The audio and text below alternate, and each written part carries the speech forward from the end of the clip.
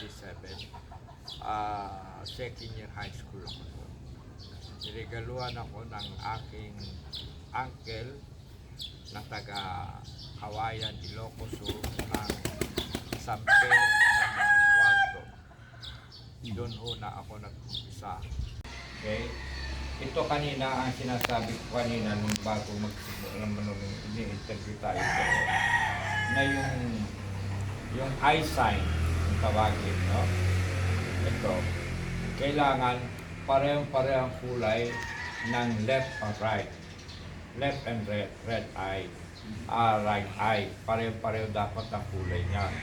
Kung mapusyal yung kabila, huwag nyo gagamitin as future fruit ka. Kailangan ang future brood stag ninyo or brood pullet ninyo dapat pareho-pareho kulay ng mata. Whether it's orange,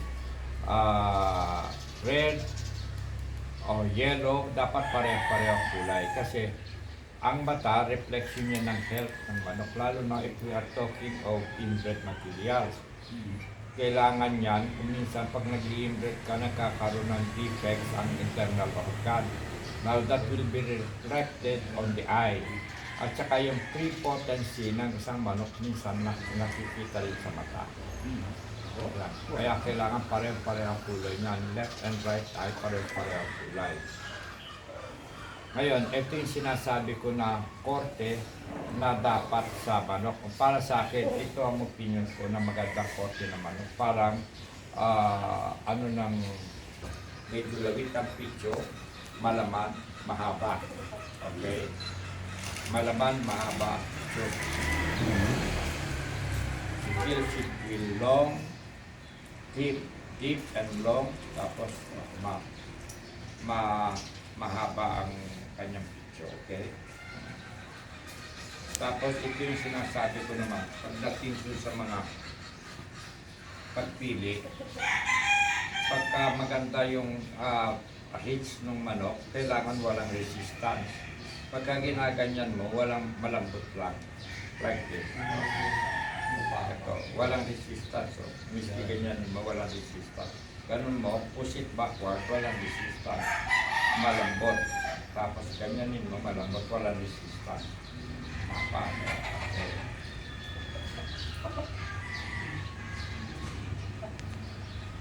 Football and shake. Tapos medium high. Football and shake. Huwag masyado overly high station. Kasi pagka overly high station, kailangan balance ang ulat at tapos balance na balance siya.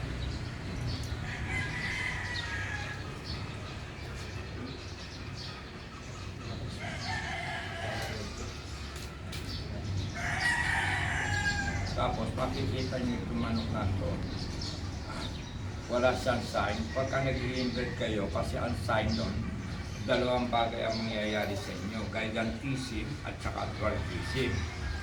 Ito normal, miski inbred siya, wala siyang dalawang sign, gigantism at saka dwarfism. Ang dwarfism, itong ulo na ito, umiigsik. Pagka sa dwarfism, umiiksi ito. Ito bumibilog na ganyan. Tapos lumuluwa ang mata.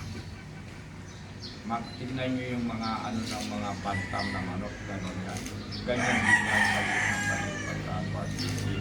Tapos ang kaliskis doon, maliit ng maliit pa. Kailangan marunong yan para maiwasan yung symptoms ng dwarfism. Mga requirements ko ang guidelines ko pagka pinipili ko ng dito. Pangalawa, pagka inarapan mo ng manok, kailangan laging show fight siya. Huwag ka ka naman dito. Kailangan yung super also show fight. Para madali siyang ipon. Pagka maganda demeanor ng manok mo, madali siyang ipon.